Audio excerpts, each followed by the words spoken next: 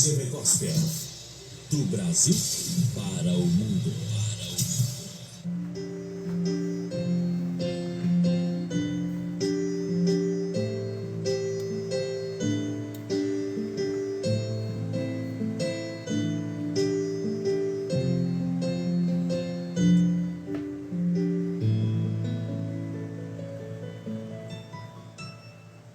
A Boa Palavra, o seu culto doméstico online, ao vivo toda terça e quinta-feira às 9 da manhã. Comece o seu dia com a Boa Palavra. O culto online da Igreja Chamas do Avivamento do bairro Vila Bretas, ao vivo pela rádio GV Gospel e no canal ICA Vila Bretas. A Boa Palavra, com o pastor Ailson Dias.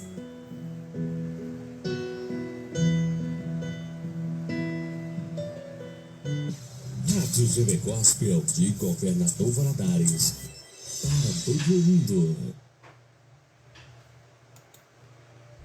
A paz do Senhor, bom dia para todo mundo, boa quinta-feira, que Deus possa abençoar a sua vida, que o coração de todos sejam cheios do Espírito Santo na manhã de hoje.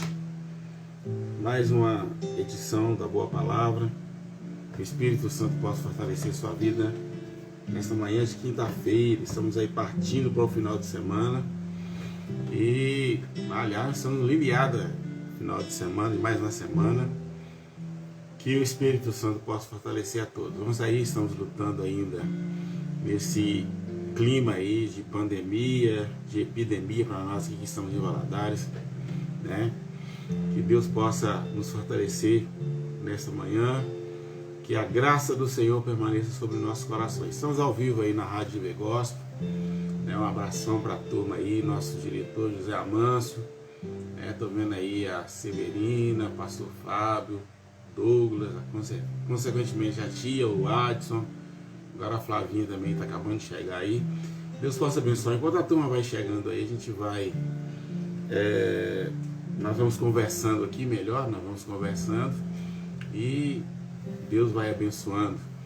Lembrando que hoje nós temos o culto das 7 às 7h50, 7 às 8 horas, às 20 horas, né? Nosso isolamento termina aí no próximo domingo, dia 18, né? Que Deus possa nos fortalecer e nos abençoar poderosamente. Um abração para a turma aí de fora, turma de Vitória, turma, né, fora do estado, fora da cidade, né, fora do país, que tem nos apoiado aí durante esse tempo difícil que nós estamos vivendo, esses dias difíceis que nós estamos vivendo. Bom, daqui a pouquinho nós teremos a palavra do Senhor, mas nós vamos, desde já, vamos ouvir a nossa mensagem musical de hoje. Amém?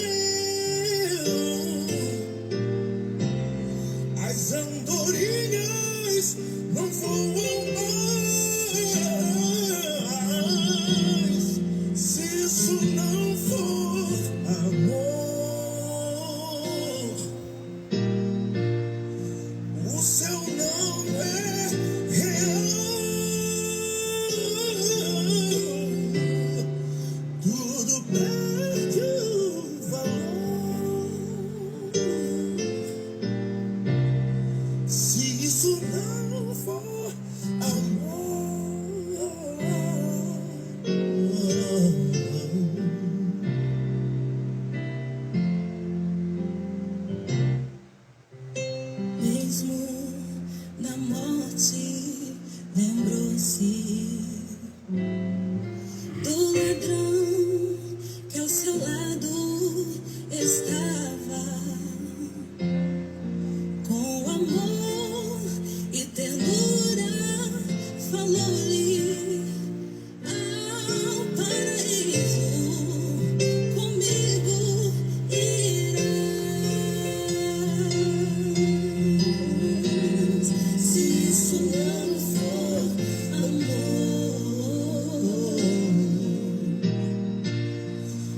oceano secou. Não há estrelas no céu. As andorinhas não voam mais. Se isso não for amor, o céu não é real.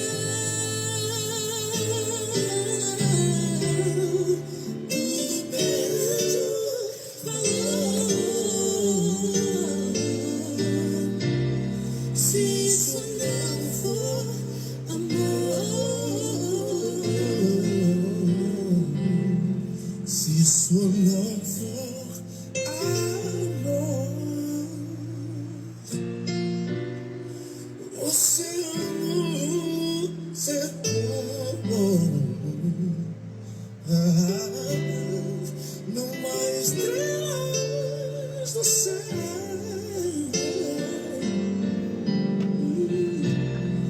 As andorinhas não voam mais.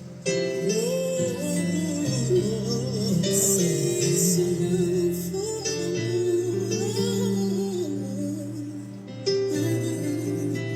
o céu não é real. Tudo perde valor se isso não for amor. Tudo perde valor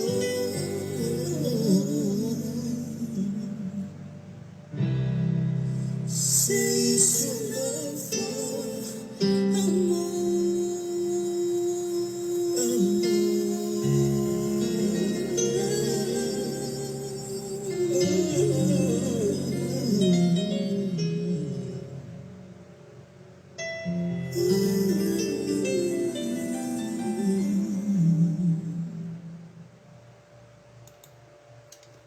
Amém? Vamos abrir nossas Bíblias e mantê-las abertas,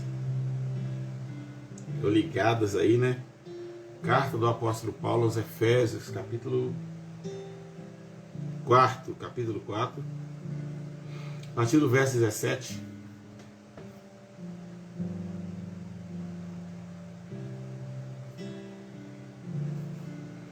Efésios capítulo 4, a partir do verso 17. E digo isto, e testifico no Senhor, para que não andeis mais como andam também os outros gentios, na vaidade da sua mente, entenebrecidos no entendimento, separados da vida de Deus pela ignorância que há neles, pela dureza do seu coração, os quais, havendo perdido todo o sentimento, se entregaram à dissolução, para com avidez cometerem toda a impureza. Mas vós não aprendestes assim a Cristo, se é que tendes ouvido e neles fostes ensinado, como está a verdade em Jesus, de que tanto ao trato passado vos despojeis do velho homem, que se corrompe pelas concupiscências do engano, e vos renoveis no espírito da vossa mente, e vos revistais do novo homem, que segundo Deus é criado em verdadeira justiça e santidade. Por isso deixai a mentira, falai a verdade cada um com seu próximo, porque somos membros uns dos outros. Irai-vos e não pequeis, não se ponha o sol sobre a vossa ira, não deis lugar ao diabo. Aquele que furtava, não furte mais, antes trabalhe fazendo com as mãos o que é bom, para que tenha o que partir com o que tiver necessidade. Não saia da sua boca nenhuma palavra torpe, mas o que for boa para promover edificação, para que dê graça aos que ouvem. Não entristeçais o Espírito Santo de Deus, no qual estáis selados para o dia da redenção. Toda amargura, toda ira, toda cólera, toda gritaria, toda blasfêmia, toda malícia sejam tiradas de vós, ou do meio de vós, né? Antes sede uns para com os outros benignos, misericordiosos, perdoando-vos uns aos outros, como também Deus os perdoou em Cristo. Amém. Que Deus se digne de abençoar a sua palavra e aplicá-la em nossos corações nesta manhã abençoada, esta manhã gloriosa. Irmãos, a maioria das cartas do apóstolo Paulo, inclusive essa carta aos Efésios, todas essas cartas foram escritas no momento que Paulo não podia estar presente naquela igreja, naquela comunidade, para ajudar a igreja nas dificuldades. Então toda a carta do apóstolo Paulo foi escrita, né, no momento em que, para ajudar a igreja no momento das dificuldades, das tribulações.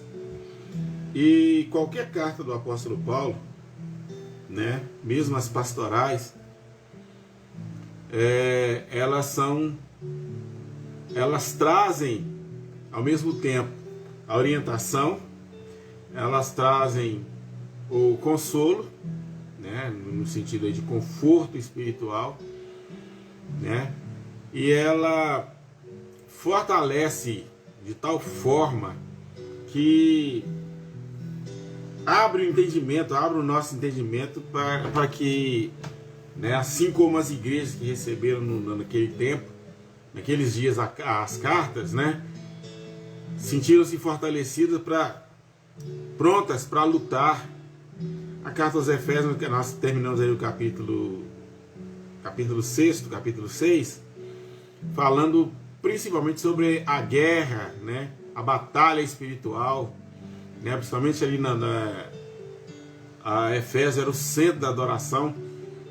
O próprio imperador não era só o templo da deusa Diana. A deusa Diana era a principal, mas tinha outros, o panteão de deuses, né, de toda a Europa estava praticamente, né, voltada ali à igreja, a cidade de Éfeso. Era uma cidade portuária, uma cidade, né, era um polo comercial também, muito rica a cidade.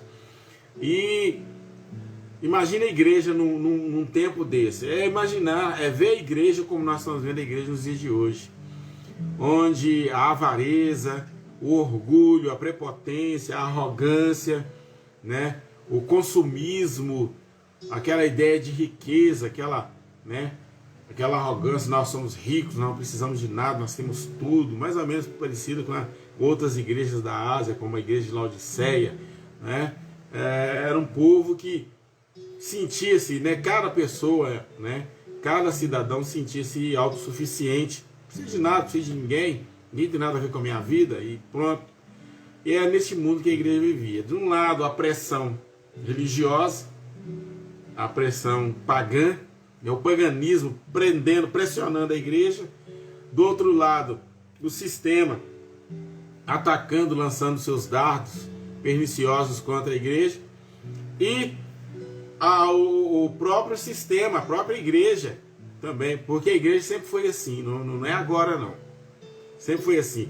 Ela sofria a pressão do sistema, a pressão religiosa, da religiosidade, e a pressão que existe dentro dela mesma, né? A impiedade, os ímpios pressionam a igreja, né?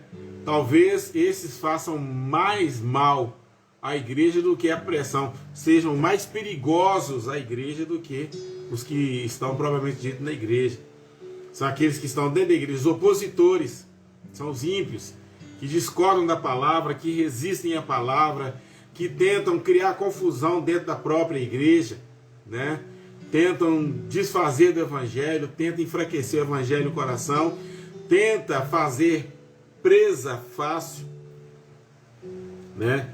Os fracos na fé, aqueles que não estão prontos para lutar, né? Aqueles que ainda estão cheios de preconceitos, cheios de traumas, de revoltas, de ressentimento, pessoas que o discipulado ainda não fez, né? Não fez aquele efeito na vida dele. Gente que quer criar sistema o tempo todo, né? A igreja hoje está assim.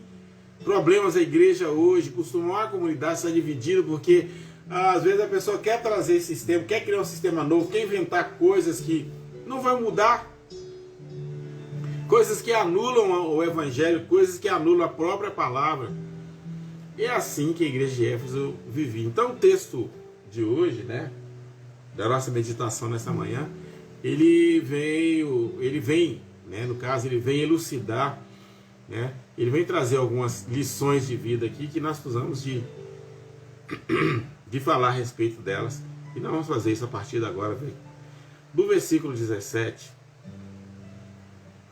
até o versículo 19, ou seja, 17, 18, 19, esses versículos, eles apresentam o perfil do que nós praticamente acabamos de falar agora, do ímpio, do sistema.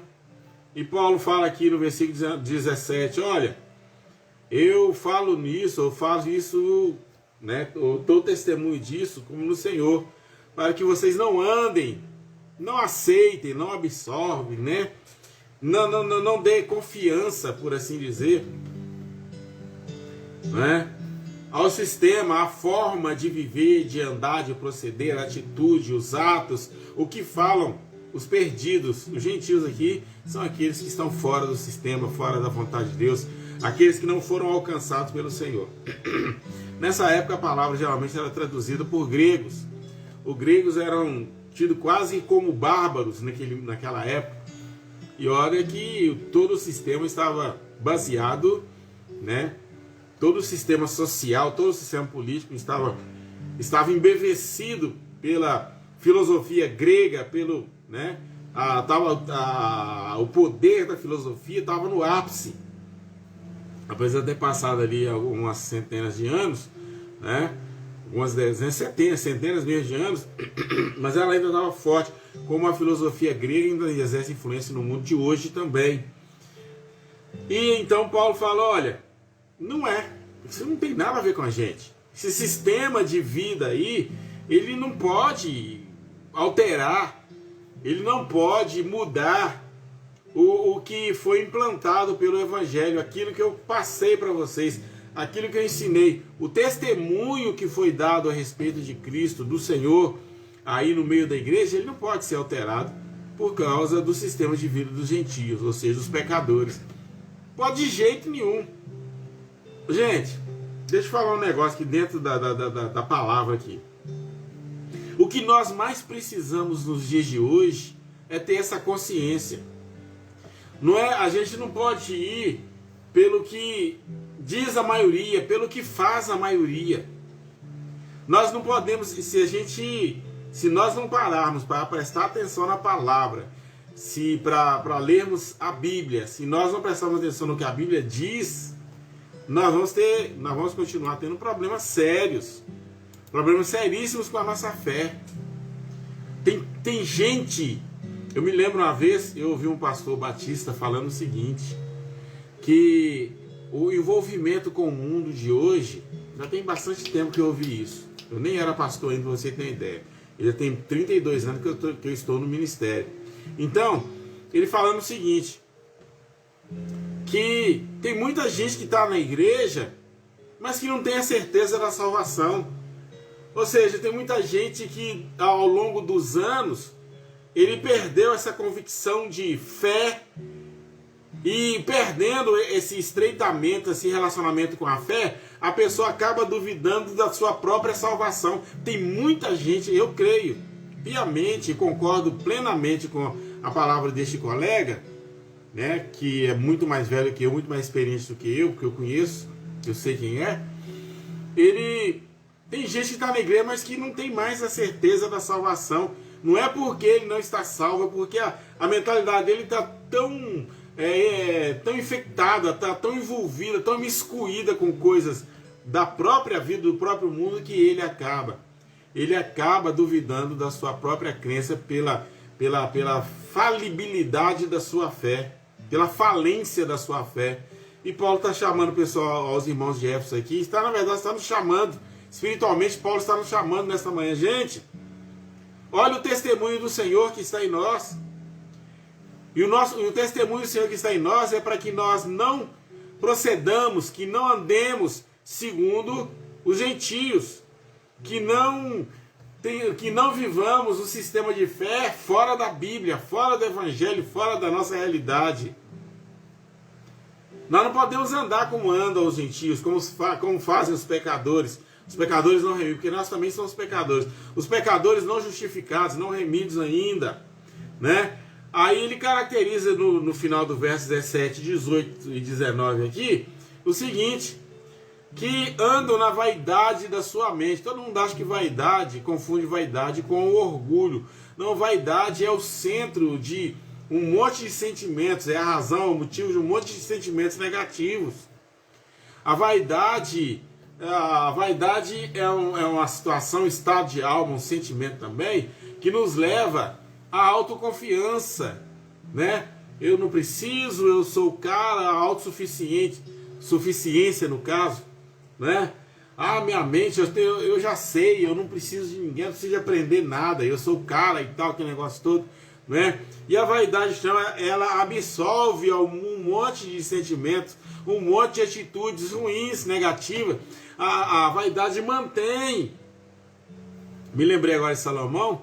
Salomão ele se encrencou todo com essa questão da vaidade, né? Ele perdeu a boa parte da mocidade dele por causa da vaidade. Aí, cuidado com a sua mente. Encha a sua mente do que é Deus, o que se chama Deus, o que se chama... Pastor, o senhor fala muito dessa questão de evangelho, né? Como eu ouvi um dia desse alguém falar: pastor, o senhor só sabe falar da Bíblia? Mas você quer que eu fale o que mais? Não é?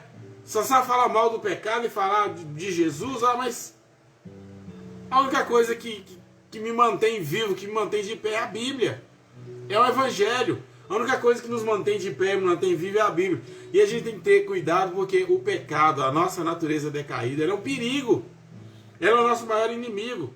O maior inimigo do homem, na ordem, não é o diabo é o segundo. É o diabo aproveita daquilo que a nossa natureza, que o pecado que habita em nós, tenta nos pressionar, determinar em nós. Ele usa então o sistema do mundo para aplicar em nós, para dominar, para controlar, para nos tirar da presença do Senhor. Essa é a verdade, essa é a realidade. E ele usa exatamente a manifestação da vaidade em nós para impedir a nossa relação com Deus, não é? Eu vi o doutor, o pastor John Piper, né, declarando em uma das suas palavras o seguinte: que a nossa dificuldade de orar é porque a nossa natureza decaída detesta oração. A nossa dificuldade em adorar é porque a nossa natureza decaída detesta a adoração, detesta a Bíblia, detesta a palavra, não gosta de Deus. Existe um lado em nós que foi restaurado, a nossa mente, o nosso espírito foi restaurado, mas a nossa natureza decaída odeia tudo que se chama Deus. Por que na hora de... Já notou que o momento mais difícil da sua vida é o momento que você tem que ir para o culto, no momento que você tem que orar, é no momento que você tem que se envolver com as coisas? Sempre a sua mente vai voltar para alguma coisa mundana, para alguma coisa carnal, para alguma coisa pessoal. A sua tendência, a tendência de cada um de nós, mesmo nós que somos restaurados, que estamos aí no processo da santificação, a nossa tendência, quando se trata das coisas de Deus, bate um desânimo terrível, uma coisa horrorosa, e Paulo está falando aqui sobre isso. Na hora da luta, na hora das lutas, na hora das dificuldades, das adversidades, a nossa tendência é desanimar. A nossa tendência é se entregar, é jogar a toalha. Ah, eu não vou vencer. Aí vem os maus pensamentos. Ah, eu não vou vencer, eu não vou conseguir, porque isso é maior do que eu, isso é mais forte do que eu. É porque eu preciso de buscar alguém. Eu vou lá na irmã falando tal, no irmão falando tal, falar para mim, porque Deus não quer falar comigo. Parece que eu estou orando e parece que Deus não está me ouvindo. Isso tudo são conversas fiadas da natureza pecaminosa. E quando o diabo percebe a nossa vaidade, a nossa fraqueza nesse sentido, ele simplesmente se arremete com ímpeto contra nós. Paulo falou, gente, isso aí é coisa de gentios e nós não vivemos assim.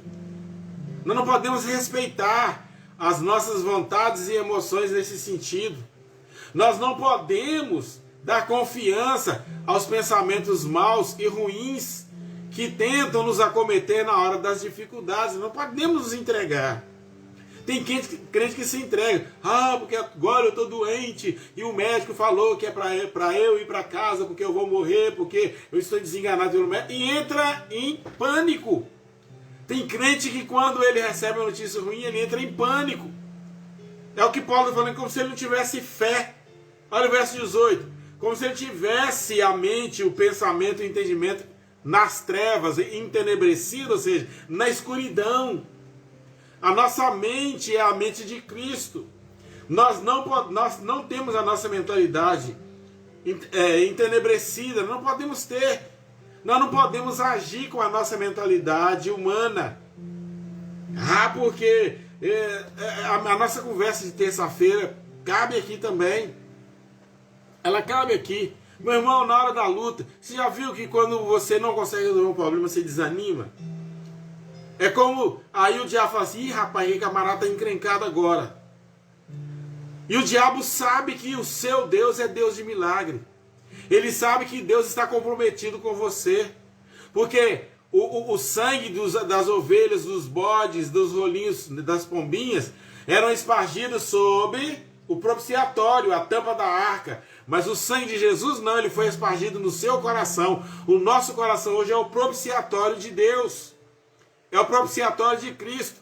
Na velha aliança, o sangue dos animais eram colocados sobre os altares, sobre o altar do holocausto, nas 4 pontas do altar do incenso. E quando era o holocausto para expiação, o resto era derramado, era espargido sobre o propiciatório, que era a tampa da arca. Mas no Calvário, o sangue derramado no Calvário foi espargido sobre o meu coração e o seu coração. E aí quando vem a luta, a primeira coisa que aparece quando alguém fala assim, vai no médico e fala, você está com essa doença para a morte. Aí, em vez de nós fazermos como fez Ezequias, o que Ezequias fez? Oh, porque eu vou morrer, porque agora Deus não está orando mais, Deus está falando comigo. E mente entenebrecido nesse sentido também, ou principalmente nesse sentido. Ele virou para a parede e falou, Senhor, eu tirei os altares do alto que o meu pai tinha colocado, meus avós tinham colocado. Eu acabei com a adoração, eu restabeleci a ordem do culto, ou seja, eu sou teu servo. Eu não quero morrer. Eu não quero morrer. Olha a diferença de um crente que entra em tribulação ou que entra em uma situação de adversidade para um que aproveita, que trabalha com a sua mente entenebrecida, diferente do crente que trabalha com a sua relação com Deus. Isaías estava no pasto ainda do castelo, do palácio. Deus falou, Isaías, volta lá que o camarada não quer morrer não. Ele não quer morrer e ele quer ser curado. A boa campanha de libertação, a boa campanha de poder, a boa campanha de cura é a nossa relação com Deus. É não trabalhar com o nosso entendimento enebrecido. Nós somos libertos. Somos servos, Senhor. Vamos aqui, o texto aqui, senão nós vamos agarrar aqui, né? Entenebrecido como se nós ainda estivéssemos separados da vida de Deus. Como os gentios fazem, essa ignorância está nele, mas não está em nós. Está nele por causa da dureza do coração. E não pode estar em nós, porque o nosso coração não pode estar mais endurecido. Nós somos libertos. A nossa mente, a nossa relação com Deus é que prevalece. Ainda que a nossa natureza decaída queira impor as coisas do passado, é a minha briga aí com quem trabalha com o passado, com quem a mente está no passado. É porque no passado eu fui abusado. É porque lá no passado eu fui sofri violência doméstica. É porque lá no passado... Ah, mas que passado? Isso é mente entenebrecida, entendimento travado no passado. Você não tem nada a ver. O que rege a sua vida, o que rege a minha vida não é o passado, é o presente. É a relação com Deus, é a vida com Deus. Nós não somos mais ignorantes como aqueles que não receberam a justificação, como aqueles que não têm o sangue de Cristo no coração. O sangue de Cristo está espargido sobre nós, no nosso entendimento, nas nossas mentes, e agora a nossa forma de proceder é outra. Paulo está falando aqui no texto. Não endureça o seu coração, não se entregue diante das dificuldades, das adversidades. Olha o verso 19. Os quais, havendo perdido todo o sentimento, quer dizer, o todo o sentimento divino, se entregaram à dissolução, para com avidez se entregarem à impureza. O que este versículo 19 está falando? Ele está complementando o versículo 18 e 17. Está falando o seguinte: o nosso modo de viver, a nossa forma de viver, declara que nós não estamos mais presos aos hábitos, às atitudes, ao proceder dos gentios. Existe em nós um novo sistema de vida. Nós não somos presos mais às dissoluções, aos prazeres, aos caprichos da vida. O que nos move, né? O que nos move não são as impurezas deste mundo. Nós não temos a avidez, que significa um desejo profundo, um desejo incontrolável, um desejo bestial de cometer impureza. Nós não temos isso mais.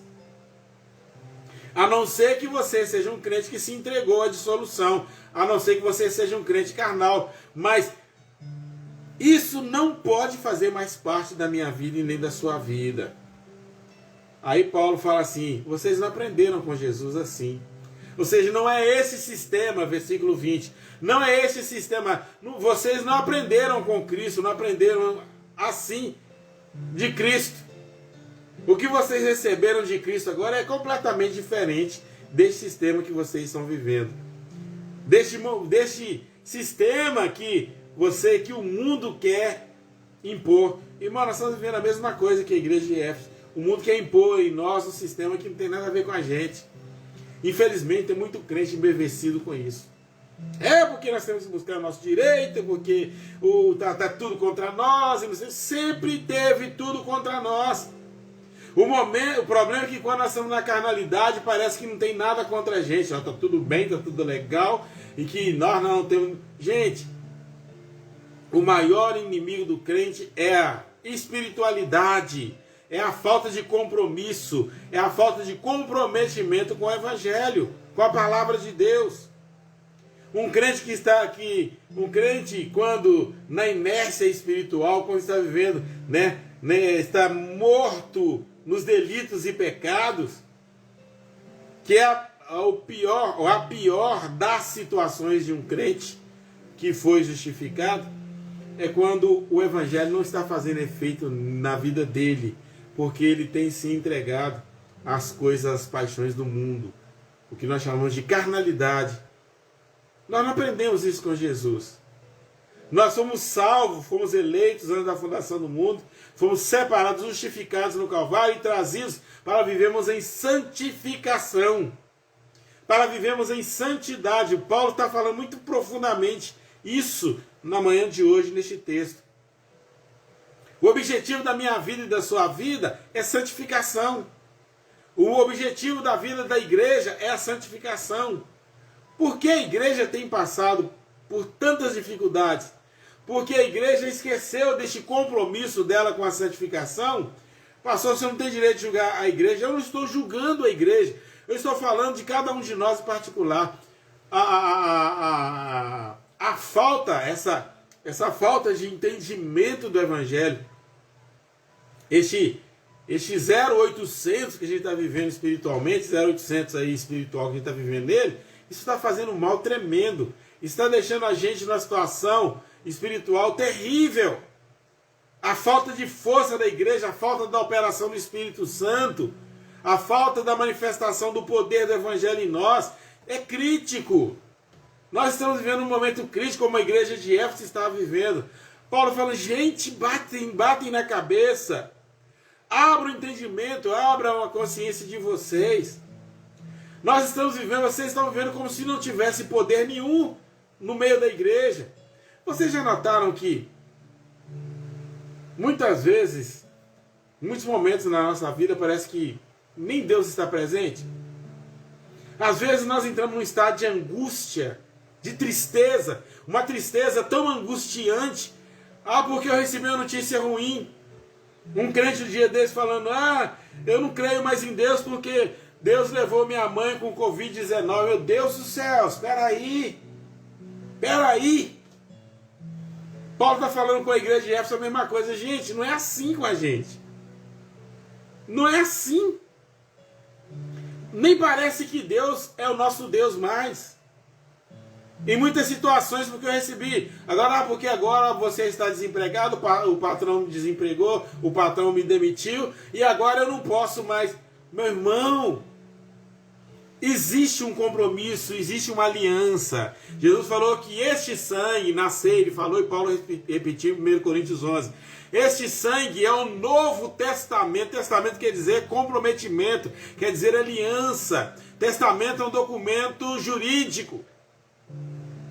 Porque a palavra, quando a Bíblia fala que o sangue de Cristo é o Novo Testamento, é o elemento do Novo Testamento, quer dizer, a partir de agora, você tem alguma coisa, você é herdeiro, você é sócio, você é parceiro de Deus, em tudo. Até o ar que você respira, ele tem que ser santo, ele tem que ser santificado.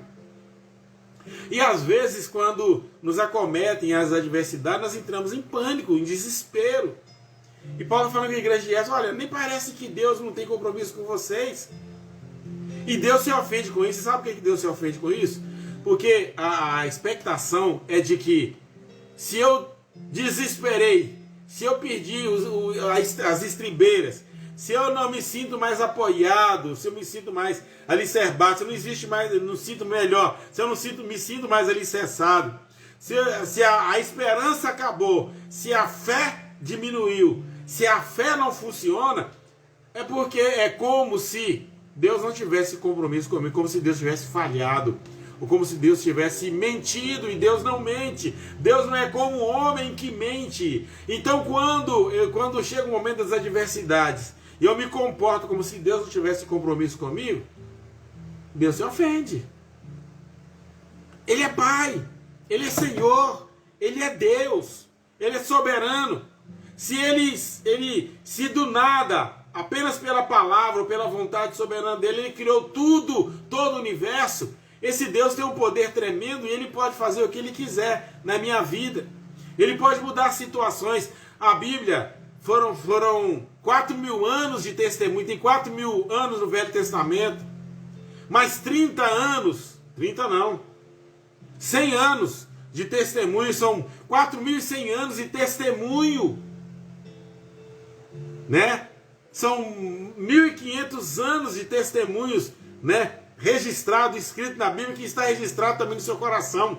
As promessas de Deus, elas são profundas, elas são perfeitas. É o que Davi cantou no Salmo 19. A lei do Senhor é perfeita e refrigera a alma. Mas hoje, como nos dias da igreja de Éfeso, né, parece em determinados momentos para muitos crentes que Deus não refrigera a nossa alma coisa nenhuma.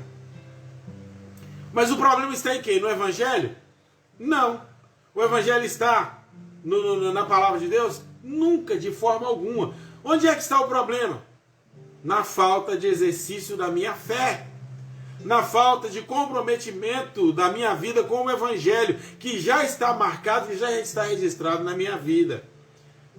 Aí Paulo fala nesse vídeo, vocês não aprenderam assim. Se é que vocês ouviram e foram ensinados por Ele, ou estão sendo ensinados por eles, como está a verdade em Jesus, a não ser que vocês não creiam que Jesus é a verdade. Que quanto ao trato passado, o que está precisando de acontecer, verso 22, é que vocês despojem do velho homem, que se corrompe pelas concupiscências do engano. Você sabia que a maior mentira que você ouve é de você mesmo? É terrível esse verso 22 aqui. Abandone a mentira, as mentiras. Que o velho homem, olha bem o verso 22, deixa eu te ajudar. Nos ajudar, porque eu também preciso de aprender, eu também estou aprendendo. Que de acordo com a aliança passada, que aliança? O evangelho que está impresso em você, que você precisa despojar, abandonar a sua velha natureza, o velho homem, que mente para você, tentando levar você para os desejos da sua vida passada, os desejos mentirosos, os enganos do passado. Versículo 23, olha bem, e que vos renoveis no Espírito. O Espírito aí está com a letra minúscula. Que o Espírito aqui é o Espírito mesmo, o Espírito homem, o que domina a sua mente. Ou seja, você precisa ser dominado pelo Espírito novo, pelo Espírito onde o Espírito Santo está habitando em você hoje, para que ele controle a sua mentalidade, para que ele renove a sua mentalidade. Verso 24, revistam-se no novo homem, porque em revestir do novo homem, você vai aniquilar toda a força do velho homem, da velha natureza. Não se engane, existem duas naturezas. É como se existissem duas pessoas dentro de você. Uma que precisa ser vencida. É por isso que Paulo falou que existe uma guerra entre nós, dentro de nós. A maior batalha espiritual acontece dentro de nós. A velha natureza, ela quer impor as coisas do passado. Ela quer que as nossas mentalidades sejam de acordo com o passado, com o nosso passado. Ela quer nos corromper, mentindo pra gente o tempo todo, falando que está tudo bem, que está tudo certo, mas não está. De acordo com eles, com a mentalidade, com a forma de pensar, com a forma de ser. Temos uma nova pessoa, uma nova natureza. É como se um novo Cristo, como se um sistema de Cristo, como se o sistema de Cristo agora estivesse em nós, ditando as regras da nova forma de eu ser, ou de nós sermos. E às vezes, na hora das adversidades, o que nos leva à bancarrota, que nos leva ao fracasso, é isso. É que ao invés de confiarmos no Senhor, naquilo que o Senhor prometeu, naquilo que o Senhor está fazendo em nós, a nossa mentalidade volta ao todo, em um todo, para as coisas do nosso passado. E é terrível a gente ouvir, porque a gente ouve, eu ouço. Às vezes eu fico quieto, né? Às vezes quando eu estou assim no 0800 eu fico quieto, mas às vezes eu reprimo. É porque, né, me lembro uma vez que a mãe falou que se eu não fosse crente, eu pegava minha arma e dava um tiro nele. Eu falei, pera aqui. Eu perguntei, nesse dia eu perguntei, não estava nas minhas boas, né? Mas, rapaz, você ainda está lembrando o tempo que você usava arma? Olha, cadê o novo crente? Cadê o crente? Cadê a imagem de Cristo em você? Isso é a obra que o diabo faz, que o próprio eu faz. É porque se eu não fosse crente, né, nessa situação, eu já tinha ido para o mundo e resolvido isso rapidinho. Meu irmão, não deixa o diabo, não deixa a sua mente. Se o diabo descobrir e ouvir você falando isso, ele vai te oferecer e você vai cair. É o que estava acontecendo lá em Éfeso. É, porque está tão difícil ser crente. Está difícil, sabe o que está difícil? Porque que às vezes, ou na hora da adversidade, é difícil ser crente?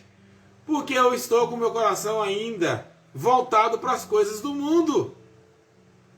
É, porque desse jeito, né? Eu ouvi um homem já velho falando, a minha esposa faz isso comigo, porque se fosse no meu tempo, eu já tinha arrumado uma outra. Olha, arrumado uma outra? É um pouquinho. E o novo homem? E o novo Cristo? O homem Cristo que está na sua vida? Como assim? Um camarada com 30 anos de casado, porque a mulher fez raiva nele agora, ele está pensando, que se eu não fosse casado eu ia mostrar para ela. Eu ia para a rua e ia ficar com as 5 lá na rua. Espera aí um pouquinho, meu irmão. Revista-se do velho homem. Renova o seu espírito, renova a sua mente.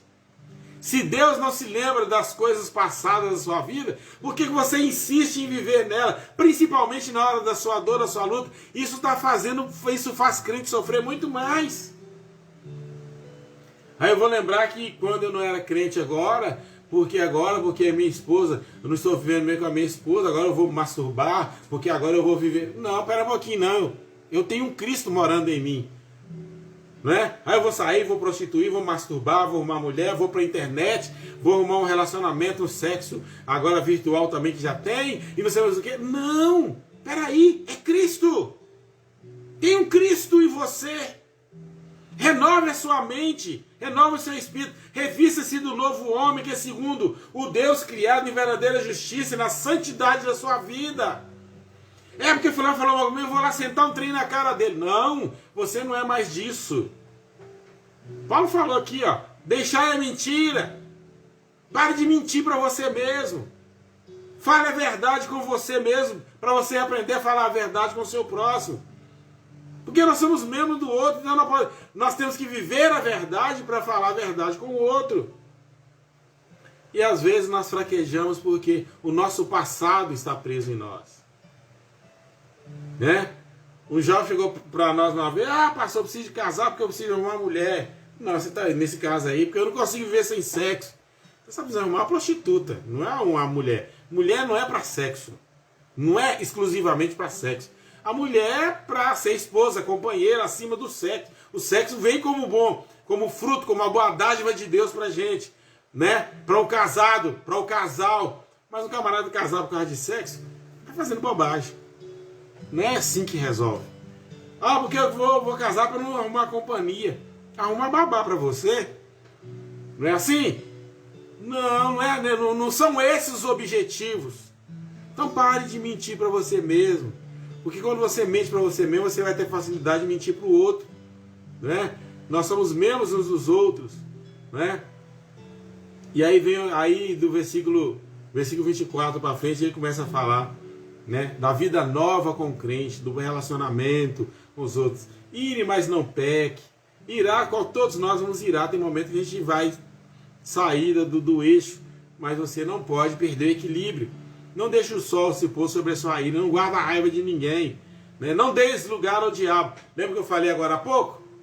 Na hora da adversidade, na hora da dificuldade, o diabo descobre que eu estou em pânico e ele vai entrar, fazer oferta.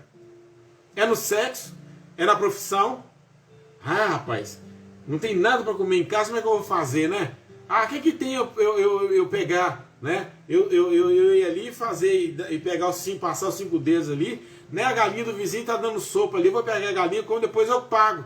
Meu irmão, o problema não é você pegar a galinha do vizinho, porque você não tem nada para comer em casa. O problema é que você ainda é um ladrão. O pecado não foi quando você pegou a galinha ou pegou alguma coisa do outro. O problema é que você ainda é um ladrão, você não está liberto disso.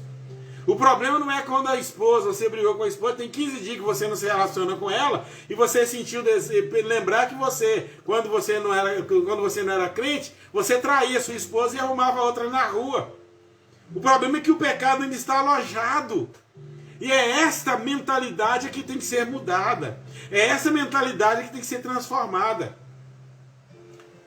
E quando o diabo descobrir que você ainda está no controle dessa velha natureza, é o que o verso 27 está falando aqui. Não dê lugar ao diabo. Liberte-se disso. Não deixe o sol se pôr sobre a sua ira, também nesse sentido. Verso 28, ele conclui: aquele que furtava, não furte mais. Não é eu ir lá pegar o que é do outro, não. É não deixar esse desejo dominar o coração. O que Tiago falou? O pecado, uma vez consumado, gera a morte. O pegar a galinha é só você promulgar a morte, mas você já está morto, porque o pecado já existe. O desejo concupiscente está no seu coração. Porque você está brigado com a esposa, deseja para arrumar outra, você já está em adultério. Em você aí, você só consumou, gerou a morte, mas você já está em pecado.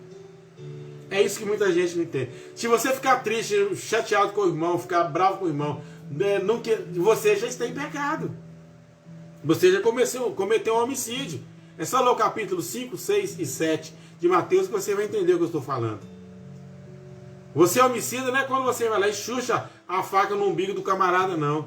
É quando você já desejou tirar a vida dele. Não é isso? Não é isso que Jesus falou no capítulo 5, 6 e 7 de Mateus? No Sermão da Montanha?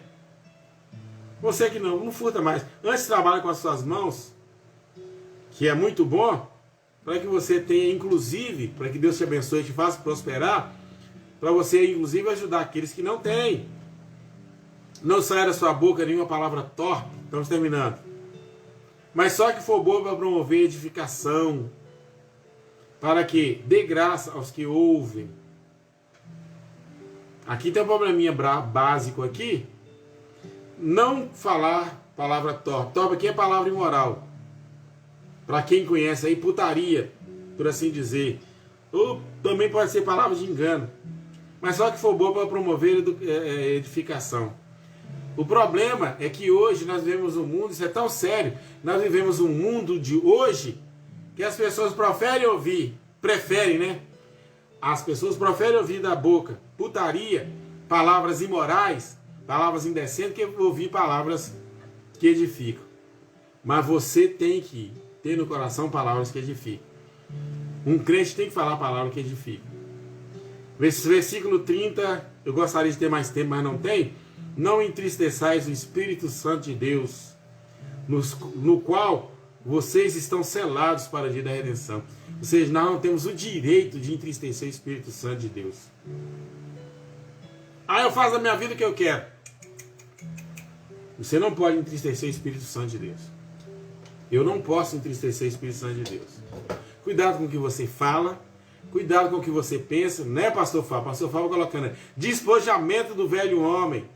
Manda essa porcaria do velho homem embora. Certo? Não aceite o desejo da sua carne, das suas vontades. Não cumpra o que deseja a sua vontade e as suas emoções. Meu desejo, a minha vontade é quebrar a cara dela. A minha vontade é de ir para a rua arrumar um outro, né? Hoje a mulher também é dada ao adultério, tanto quanto o homem, né? É tanta promoção aí da promiscuidade, de tudo, né? Nas redes sociais, a televisão hoje está perdendo o lugar. Certo? Então é tanta coisa, mas aí ele termina no verso 30, 31 e 32. Não se esqueça que você está selado. Meu irmão, o que é estar selado? Né? Você está, quando você vai mandar uma encomenda, com o que você faz? Você passa nela fita adesiva, coloca numa caixa, passa fita adesiva e coloca depois algo, né? Algo legal para falar, isso aqui não pode mexer. Você não pode abrir. Então a sua vida, a sua alma está selada para o Espírito Santo. Você não pode abrir a sua alma para o pecado. Você não pode se entregar aos desejos da sua carne, da sua mente, do seu coração. Nós não podemos fazer isso. Nós somos selados para o dia da redenção, para o dia do arrebatamento, até para o dia da nossa morte. Nós somos selados. Porque se você morrer hoje, você está selado para Cristo. Você tem dono, você é uma pessoa peculiar, né? Nós somos peculiares a Cristo, nós somos de Cristo. Então, você não tem que guardar a amargura, a ira, a cólera, a gritaria, as blasfêmias, toda malícia. Tudo isso tem que ser tirado da sua vida, da minha vida. Nós temos que ser, né, uns com os outros, benignos, misericordiosos, né, perdoadores, e perdoar, né, como Cristo de boa mente tem nos perdoado. Somos servos, somos instrumentos, somos selados. A graça de Deus está em nós, a glória de Deus, a glória do Evangelho está na minha vida, está na sua vida. Todos nós somos fortalecidos graciosamente, gloriosamente pelo Senhor. Pastor, estou vivendo um momento de muita tribulação, está difícil ser crente. Sabe por que está difícil ser crente? Porque está faltando Cristo na sua vida. Não tente ser crente sem Cristo. Não tem como ser crente sem Cristo. Não tem como. Não tem como você ser um cristão se o poder do evangelho não domina, não reina em você, não reina na sua vida, não reina no seu coração. Não tem como. Não adianta você insistir. Ah, não sei, eu tenho um problema na minha vida, eu não consigo me livrar dele. Sabe por que você não consegue? Porque está faltando o poder do evangelho na sua vida. Se não tem, você vai sofrer. O que tem muitas vezes levado ao sofrimento é isso. É a falta da manifestação, a falta do entendimento. Tem gente na igreja que não consegue entender o evangelho. Hoje eu tenho um pouquinho mais de controle sobre isso. Na verdade, nem eu. O Espírito Santo tem um pouquinho mais de controle na minha vida nesse sentido. Você está mostrando a pessoa um negócio que parece até lógico, mas ele não entende. Hoje em determinadas situações, eu me calo. E falando minha consciência, não adianta falar porque ele não entende, ele não tem condições de entender. Tem pessoas que não têm condições de entender aquilo que a gente fala, aquilo que você fala. Quanto mais íntimo de Deus, mais a mente de Cristo manifesta em você. E às vezes as discussões que existem, que acontecem na igreja, que devem ser evitadas até certo ponto, não com o ímpio. Com o ímpio não, o ímpio você tem que partir para cima dele. Mas com o salvo, certo? Porque às vezes o salvo não tem o comprometimento com a palavra, e quando você fala ele não entende.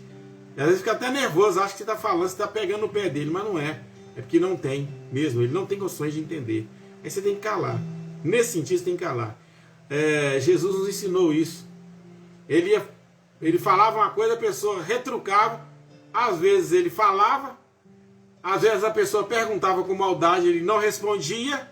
Por que responder? Não vai entender. Para que responder? Não é? Eu sofri muito com isso, porque às vezes nesse sentido eu sou muito afoito. Eu gostaria que a pessoa entendesse, mas ela não entende. Então às vezes hoje a pessoa começa a falar, eu deixo ela falar. Não é fácil para mim não, eu deixo ela falar. Porque ela não tem condições de entender. A mente dela, não é que a minha mente está na frente dela, que eu sou melhor, que eu entendo melhor mais que ela. Não é isso não. Eu tenho essa consciência, eu não sei mais do que ninguém. Mas é o que Cristo revela a gente. É a mentalidade de Cristo que aos poucos vai anulando a nossa mentalidade. É nesse sentido que o pecado também vai saindo da gente. Que a natureza, que o caráter da gente vai sendo mudado, vai sendo transformado. Não é? Não basta eu ler a Bíblia. O Espírito Santo tem que pegar a Bíblia que eu leio, o que eu leio da Bíblia, e elucidar, abrir o meu entendimento para que eu entenda o que a Bíblia, o que o Espírito Santo quer com aquele texto. E nem todo crente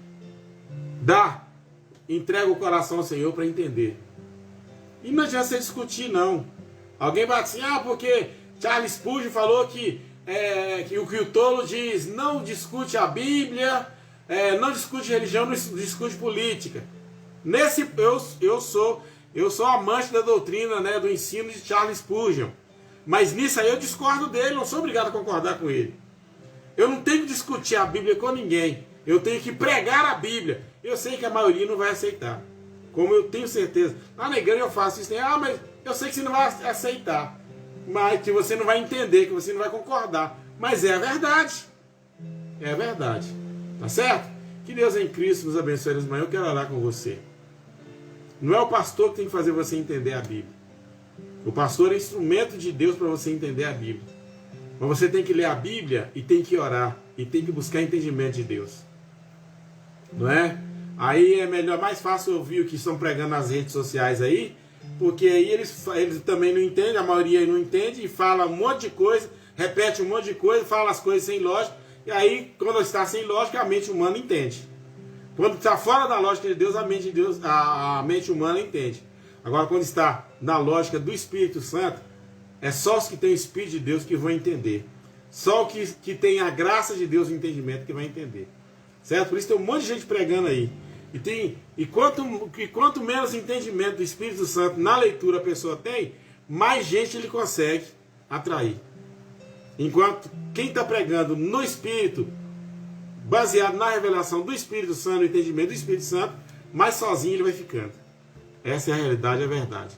E é por isso também que o sofrimento nas igrejas tem sido terríveis. Não é? Ah, porque Deus prometeu que vai mudar a minha situação. Deus prometeu que vai mudar o mundo. Deus não prometeu que vai mudar o mundo, Deus prometeu que vai mudar os santos, os salvos. É mais fácil ouvir que Deus, eu creio que Deus vai prometer, que Deus vai mudar o mundo, do que Deus vai mudar a minha vida. Porque a minha vida eu resisto e não aceito.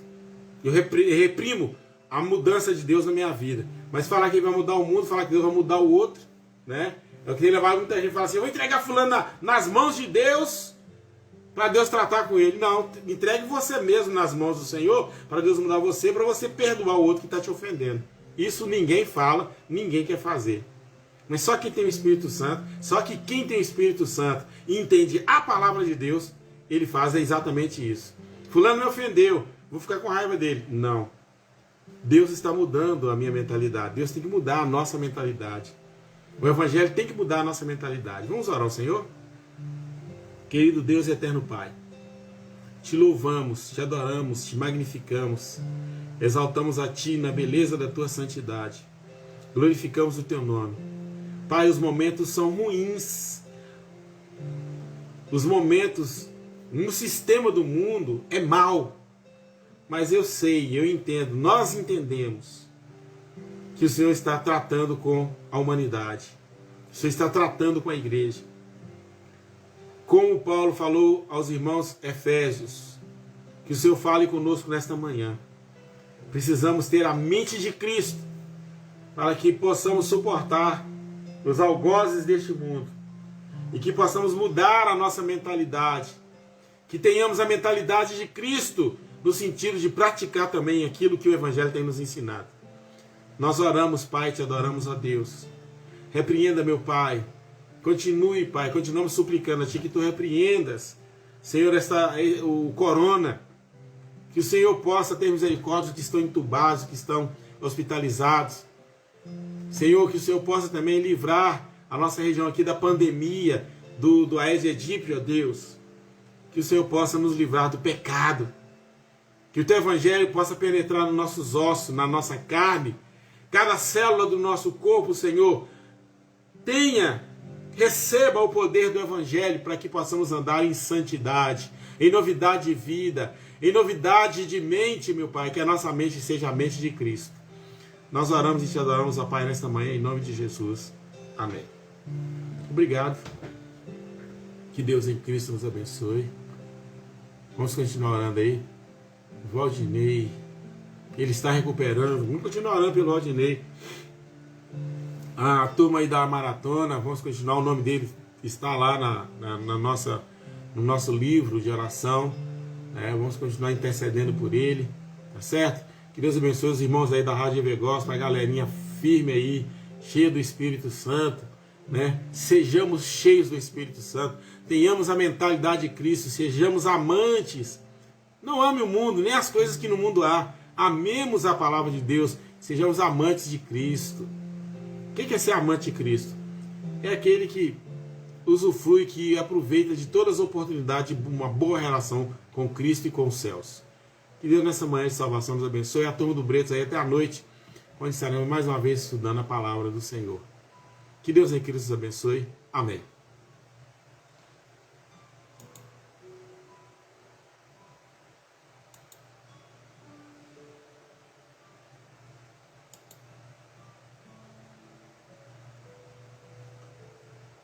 Amém?